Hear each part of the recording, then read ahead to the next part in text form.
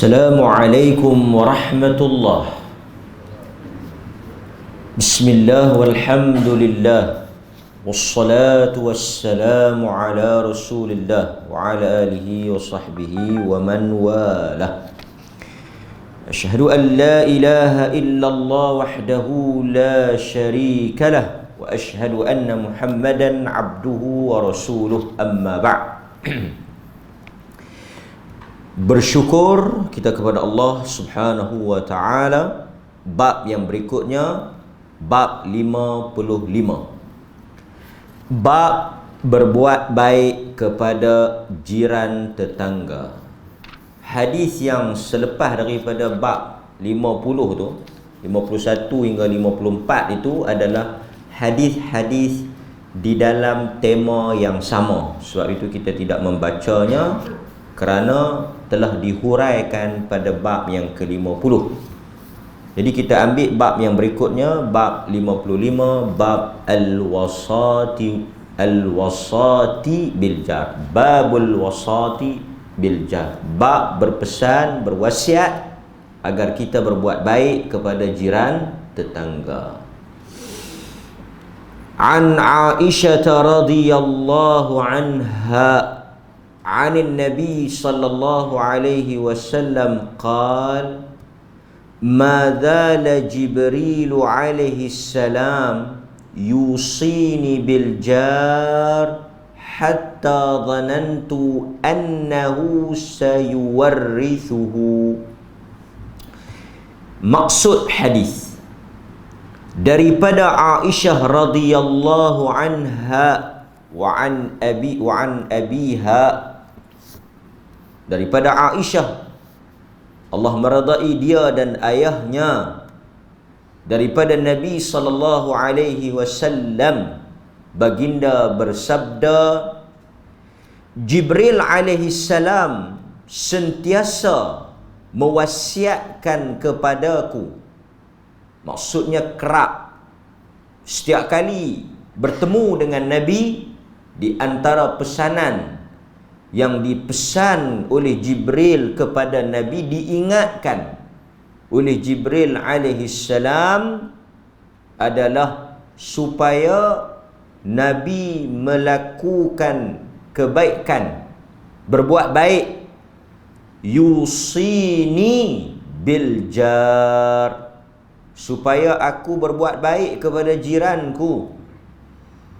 Hatta dhanantu, sehinggalah aku menyangka, annahu sayuwarrithuhu, seakan-akan jiran itu akan mewarisi harta peninggalan. Seakan-akan beratnya hubungan ataupun beratnya kedudukan seorang jiran kepada kita, kata Nabi SAW, seolah-olah jiran ni termasuk daripada waris, menjadi sebab menerima harta pusaka. Sebab orang yang dapat harta pusaka ni adalah orang yang aqra', paling dekat dan mempunyai hubungan pertalian darah dengan kita, ataupun hubungan persaudaraan. Sebab tu kalau kita tengok dalam susunan ahli waris, siapa dia waris kita? Pertama, of course, tentulah anak kandung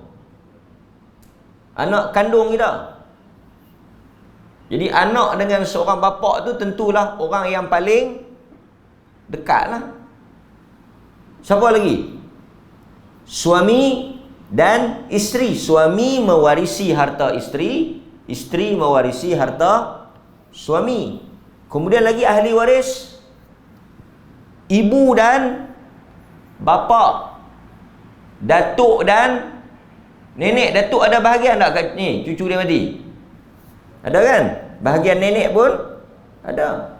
Jadi maksud yang kita sebut tadi ni, datuk, nenek, ibu, bapa, anak-anak, kan, ataupun adik-beradik kandung, abang si mati, kakak si mati, adik si mati juga menjadi waris.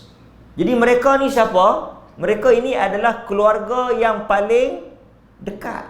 Dan memang banyak ayat-ayat yang suruh kita berbuat baik kepada kedua orang ataupun ahli keluarga ni. Jadi Nabi kata seakan-akan jiran ni pun ada bahagian dia. Taklah jiran tak. Lagi silap faham pula.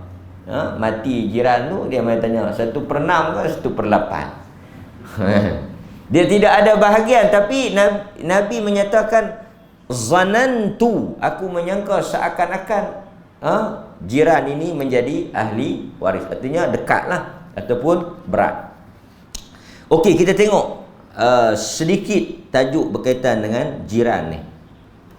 Dalam hadis yang diriwayatkan daripada Sa'ad bin Abi Waqqas, daripada bapaknya, daripada datuknya, daripada Ismail bin Muhammad bin Sa'ad bin Abi Waqqas, daripada bapaknya, daripada datuknya, Rasulullah sallallahu alaihi wasallam bersabda,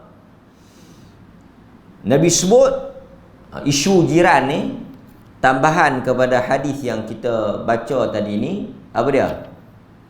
Antaranya Nabi menyatakan di antara punca seseorang itu bahagia di dunia ada 4 sebab ataupun 4 punca. Kalau sesiapa yang ada 4 benda ni, hidup dia akan bahagia. Hadis yang diriwayatkan oleh Ibnu Hibban. Yang pertama, punca sebab faktor seseorang itu bahagia, isteri yang salihah, isteri yang baik, isteri yang taat. Ini nombor 1. Yang kedua, wal maskan al wasi', rumah yang selesa.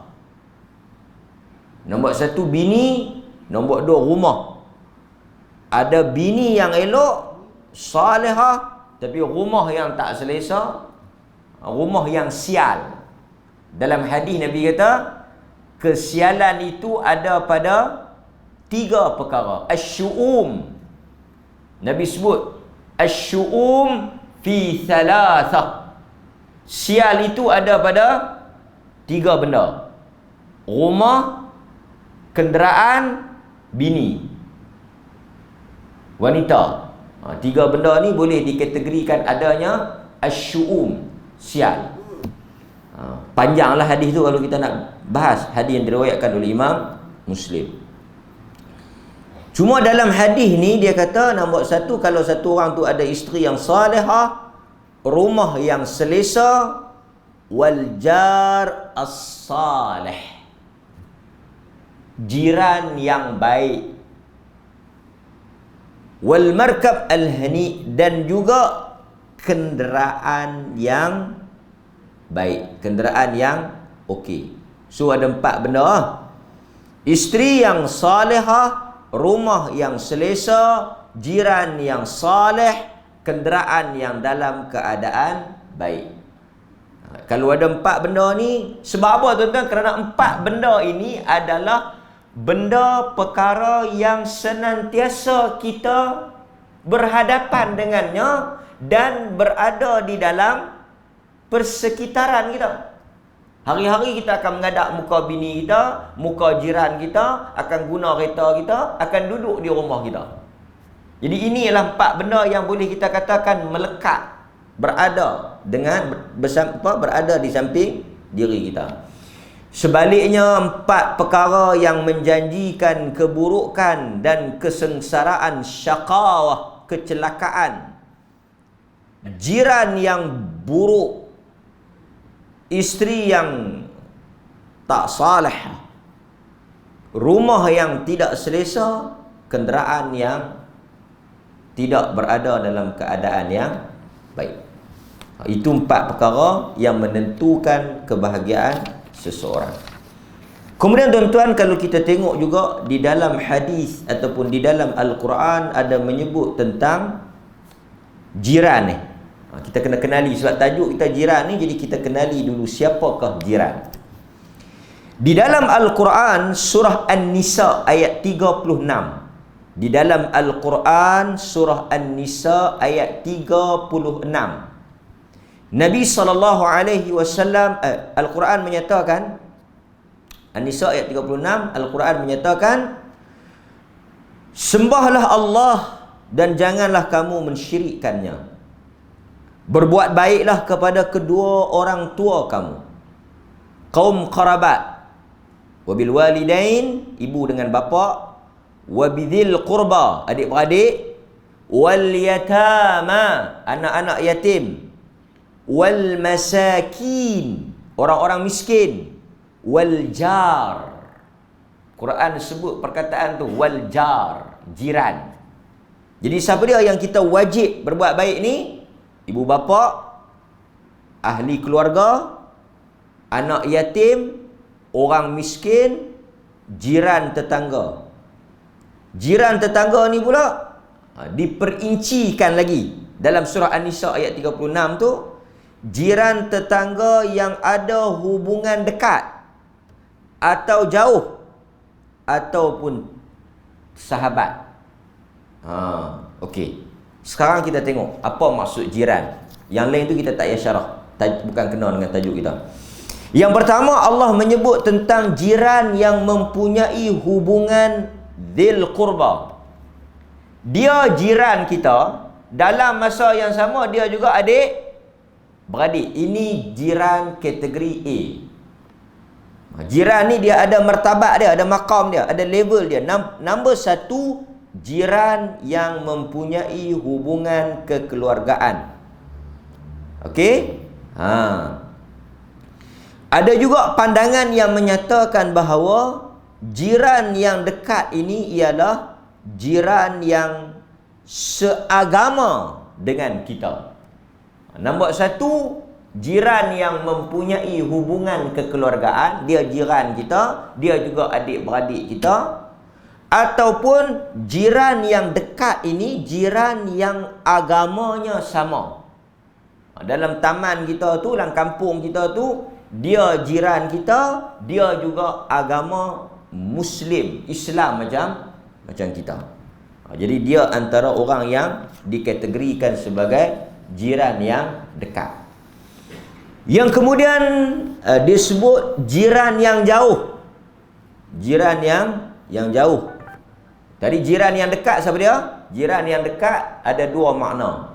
Jiran yang ada hubungan keluarga, jiran yang agama sama dengan kita. Jadi jiran yang jauh lawanlah jiran yang tidak ada hubungan kekeluargaan dengan kita. Semata-mata jiran, bukan adik-beradik. Ini dia panggil jiran yang jauh. Okey? Ada juga di kalangan ulama tafsir, di kalangan ahli tafsir menyatakan bahawa jiran yang jauh itu ialah jiran yang beragama bukan Islam.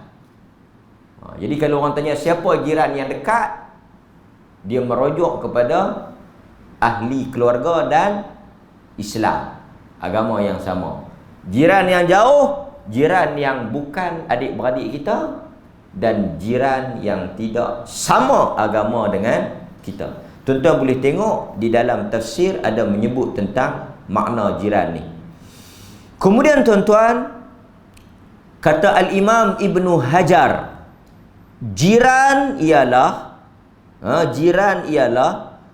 mereka yang berada dekat, mereka yang berada dekat dan hampir dengan kita. Nanti kita akan tengok. Okey. Di kalangan ulama, mereka nak kategorikan, dikatakan jiran yang dekat tu atau jiran kita tu siapa dia? Luih mana yang dikatakan jiran kita tu? Ada banyak pendapat lah.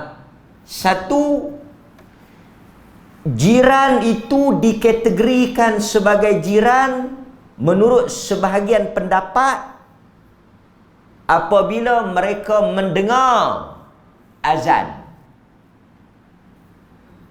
Maksudnya kalau bang Kawasan tu sampai mana dengar? Maka siapa yang dengar azan tu termasuk dengan kita, maka dikira sebagai satu kejiranan. Maksudnya orang yang tak dengar dah azan, kita duduk tempat tu, kita dengar azan tu, lorong depan dengar, lorong depan tu dengar lagi, kampung rumah depan tu dengar lagi. Keluar sampai kita tanya, hang kalau masjid bang hang dengar tak? Tak dengar. Maka dia terkeluar daripada sempadan jiran. Pasal kalau tuan-tuan tengok, kita nak kategori jiran ni jenuh. Kalau satu kampung tu ada berapa ratus rumah, adakah semua kampung tu dikira jiran? Ataupun satu taman yang mungkin ada berfasa-fasa tu, ada keseluruhan taman yang ada ribuan. Kalau di Perlis ni mungkin tak masalah sangat. Kalau pergi ke bandar-bandar besar yang satu taman ada puluhan ribu pintu, bandar-bandar besar, bukan ribu pintu, sampai satu taman ada satu bandar untuk taman tu saja. Maksudnya penduduk taman tu, tuan-tuan kalau mungkin nak pergi, tuan-tuan boleh pergi tengok macam taman-taman yang ada banyak lorong pintu rumah tu, jauh mana yang dikirakan sebagai jiran, walaupun nama taman tu sama. Ada juga yang berdasarkan kepada hadis Nabi. Kita akan jumpa nanti ada dalam kita punya bab ni, 40 depan, 40 pintu belakang. Kira 1, 2, 3, 4 sampai 40, yang tu jiran. Nabi kata 40 depan, 40 belakang, 40 kiri, 40 kanan. Jadi pendefinisian siapakah yang dikatakan jiran kita itu ada beberapa pendapat, kan? Walau bagaimanapun dia kira semualah. Tak kira lah Muslim ke, kafir ke, beriman ke, fasik ke, dia kira jiran lah. Hatta kan dalam hadis Nabi SAW sendiri pernah berjiran dengan Yahudi. Nampak? Okey. Kemudian tuan-tuan, sedikit lagi kita tambah. Berdasarkan kepada takrif tadi, maka jiran ni mempunyai beberapa hak dengan kita. Tuan-tuan kena tengok. Jiran yang paling banyak hak dengan kita, jiran yang pertama, dia keluarga kita, dia Muslim macam kita, dan dia jiran kita. Contoh, sebelah rumah tuan-tuan tu siapa dia?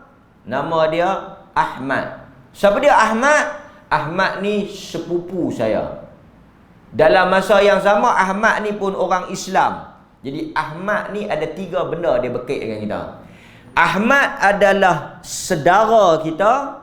Dalam masa yang sama, Ahmad adalah agama Islam dengan kita, dan dia adalah jiran kita. Jadi 3 hak dia dengan kita. Hak sesama Muslim, hak sesama keluarga, hak sesama jiran. Jadi apa-apa pun Ahmad dululah. Okey.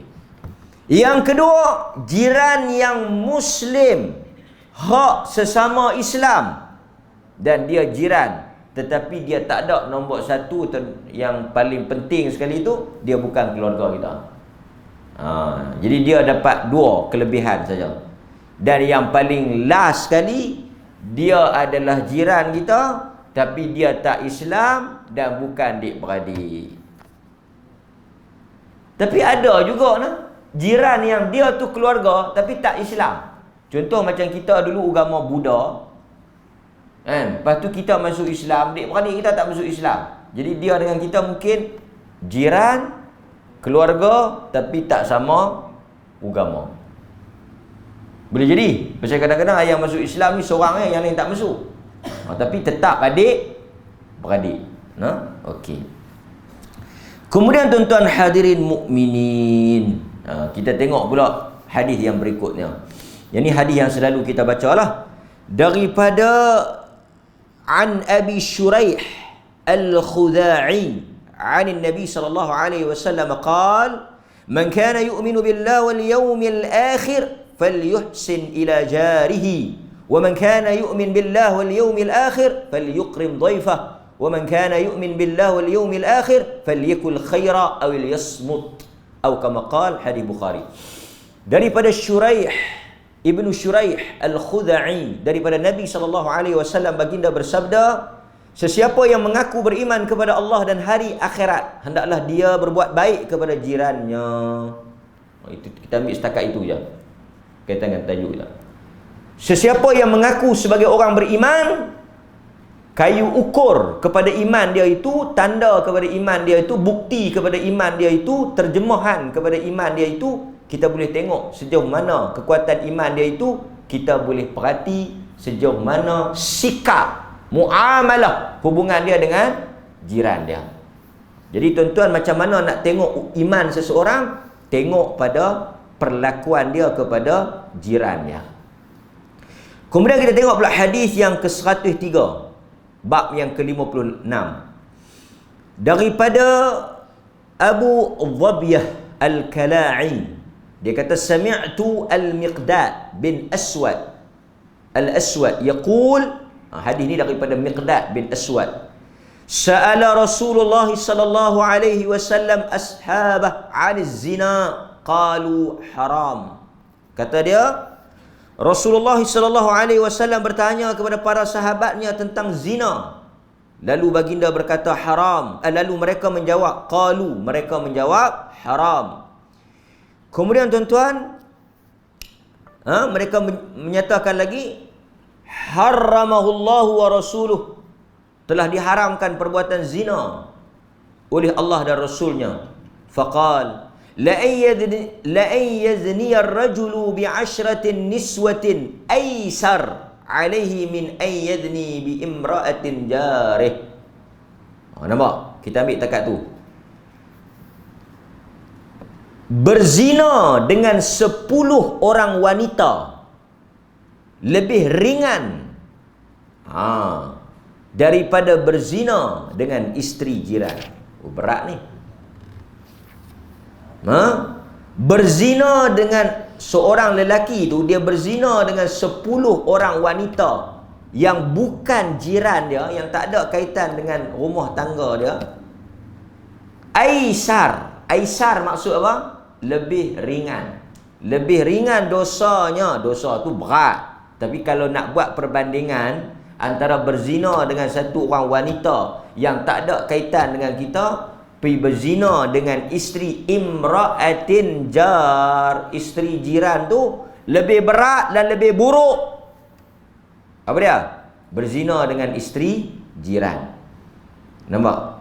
Lepas tu dia bertanya pula tentang mencuri. Nabi tanya pula tentang mencuri. Dia berkata mencuri itu haram. Nabi kata apa? Mencuri harta 10 orang yang bukan jiran lebih ringan dosanya daripada mencuri daripada sebuah rumah yang jiran. Tapi tuan-tuan jangan faham, lagi pihak abang kat Kawang tu, kalau hang nak curi, hang jangan curi rumah jiran, hang pergi curi kampung lain, tak apa. Bukan tak apa ni, artinya dari sudut perbandingan yang mana lebih buruk, lebih teruk. Nabi nak buat perbandingan ni lebih teruk, nak bagi tahu apa jiran itu, kalau kamu buat sesuatu kepada dia, dosanya tak sama macam perlakuan yang kita buat pada orang lain. Itu poin dia. Curi itu tetap haram, tetap salah, tetap buruk, tetap berdosa.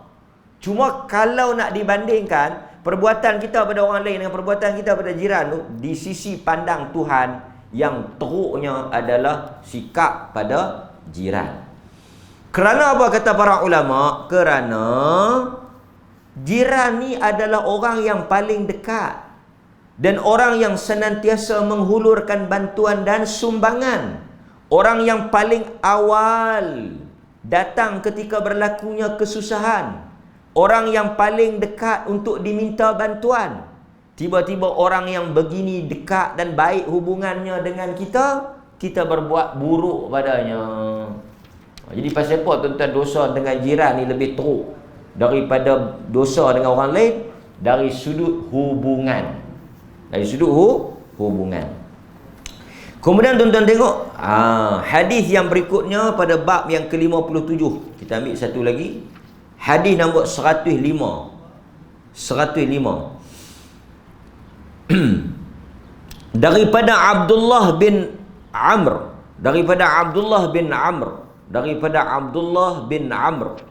kata dia, annahu dhubihat lahu syatun faja'ala yaqulu li ghulamihi ahdaita li jarina al-yahudi sami'tu Rasulullah sallallahu alaihi wasallam yaqul ma dhala Jibril yusini bil jar hatta dhanantu annahu sayuwarrithuhu. Daripada Abdullah bin Amr, sesungguhnya telah disembelihkan seekor kambing untuk Abdullah bin Amr, sahabat Nabi. Kemudian beliau bertanya kepada hambanya yang sembelih tu, adakah engkau telah menghadiahkannya kepada jiran kita seorang Yahudi? Adakah engkau telah memberikan sedikit kambing ini kepada jiran kita Yahudi tu? Kerana aku mendengar Nabi berkata, Jibril sentiasa mewasiatkan kepadaku agar berbuat baik kepada jiran, sehingga aku menyangka jiran itu mewarisi harta pusaka. Nampak? Jadi Abdullah bin Amr ni dia tanya dekat hamba dia, kau dah bagi tak kambing tu dekat jiran kita? Menariknya jiran dia tu Yahudi.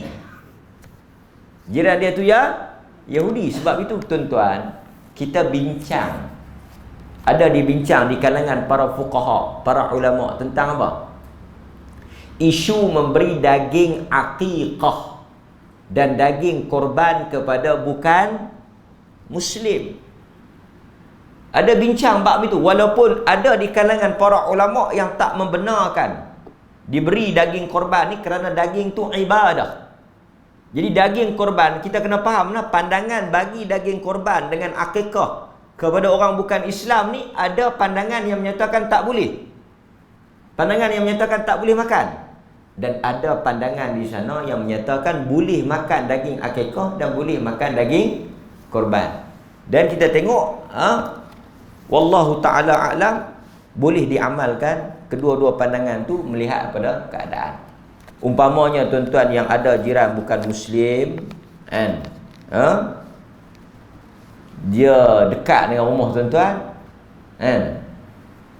Tuan-tuan buat korban, tuan-tuan bagi sikit dekat dia. Adakah boleh? Wallahu ta'ala a'lam. Di sana ada pandangan yang menyatakan dibolehkan di atas hubungan jiran dan berbuat baik. Kerana dalilnya apa? La yanhaakumullahu 'anil ladzina lam yuqatilukum fid din wa lam yukhrijukum min diyarikum an tabarruhum wa tuqsitu ilaihim.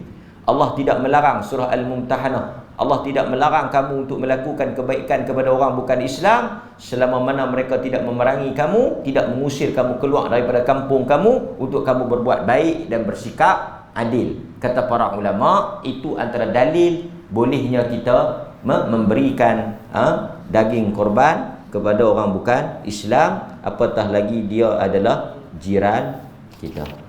Okey, nombor 4.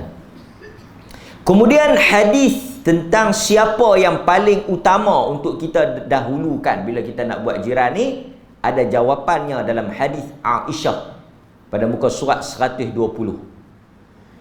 Aisyah berkata, qultu ya Rasulullah, aku bertanya kepada Rasulullah. Dia tanya dekat Rasulullah. Dia kata, inna li jarain, aku mempunyai 2 orang jiran. Fa ila ayyihima uhdi, kepada siapakah yang paling utama, afdal untuk aku beri hadiah? Qal, lalu Nabi menjawab, ila aqrabihima minka baban, iaitu kepada orang yang paling dekat di antara 2 orang tadi ni, yang paling dekat pintunya dengan rumah engkau.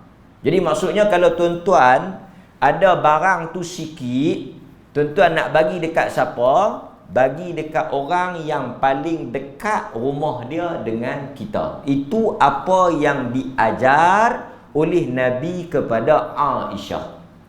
Jadi kalau tuan-tuan buat kenduri, yang ni banyak berlaku, terutama di perumahan lah.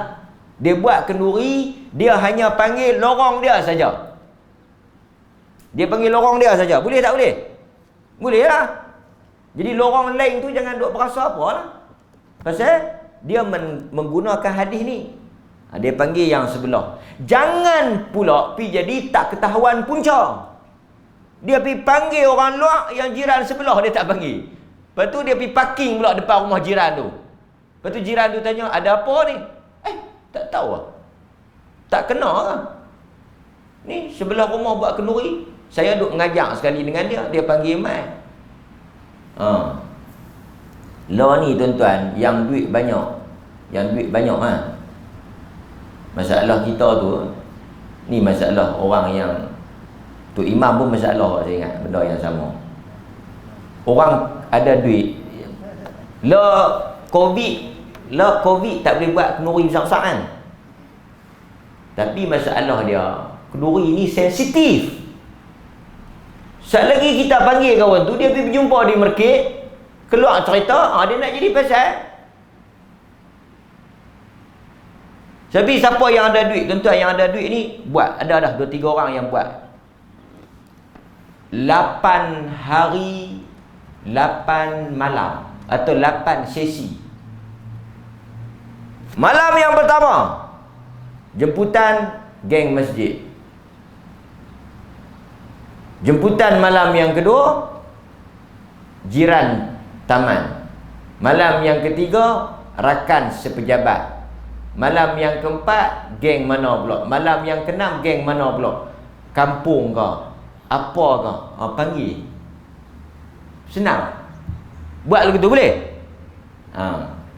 Cuma demam lah sikit kan. Jadi orang masjid pun tak ada cakap, panggil dah malam tu. Tapi janganlah pula 8 majlis 8 dia pi demam.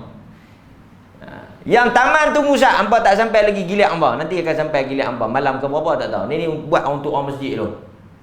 Pasal apa? Nak bagi kena semua. Nak panggil sekali dulu COVID pula. Kan?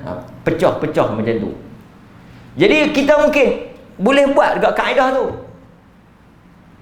Kalau tuan-tuan nak elok, tak payah buat langsung.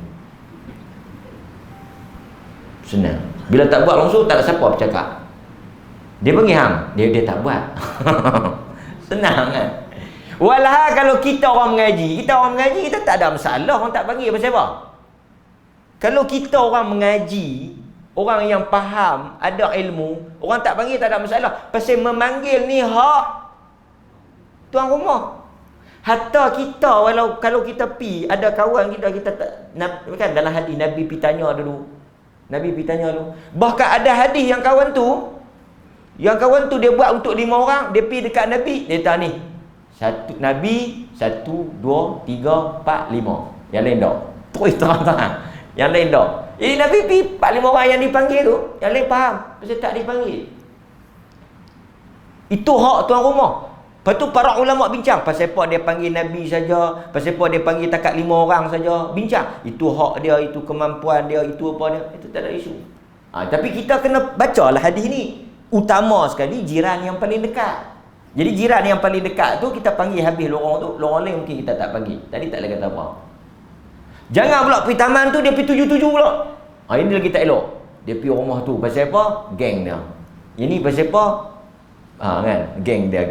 Jadi mai lah. Daripada taman tu ada yang dia pilih. Lalu pula depan rumah yang dekat dengan dia tu. Apatah lagi tuan-tuan, makanan ni jenis berbau.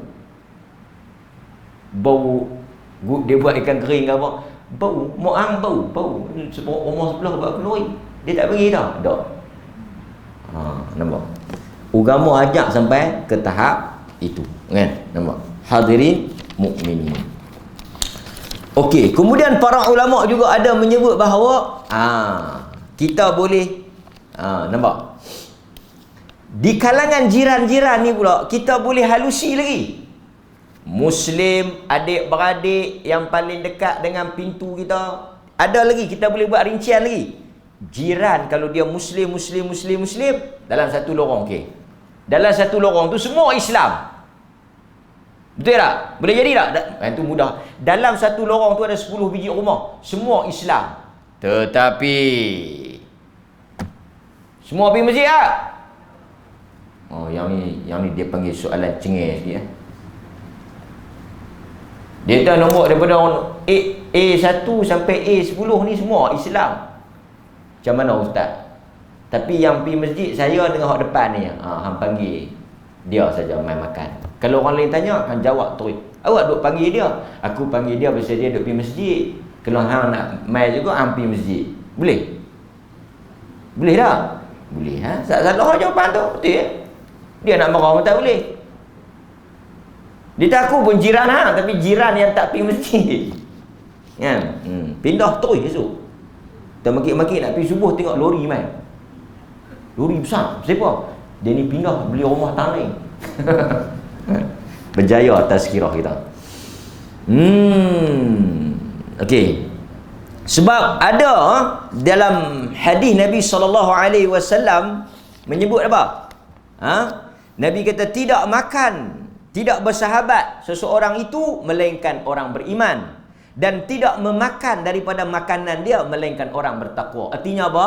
Jiran yang soleh, jiran yang bertakwa, dia punya level dia tak sama dengan jiran yang kurang bertakwa. Macam mana nak tahu takwa ni? Mungkin kita boleh tengok masjid. Kalau dia pergi masjid, kira bagus lah. Jiran yang pergi masjid tu kita dahulukan lah. Pasal dia Muslim, mukmin, muttaqin, ahli masjid. Dan Nabi kata siapa yang pergi masjid ni orang beriman, berbanding dengan jiran yang tak pergi masjid. Kan? Nampak? Jiran ni duk idah ajak kayuh gerek, duk idah ajak kabat bukit, duk idah ajak pergi makannya. Kan? Jiran yang seorang lagi ajak pergi majlis ilmu, dahulukan dia. Kemudian dalam Al-Quran juga ada menyebut, afaman kana mu'minan kaman kana fasiqa la yastawun. Orang Islam ni dia ada mukmin, dia ada fasik. Sama ada orang Islam yang mukmin dengan orang Islam yang fasik.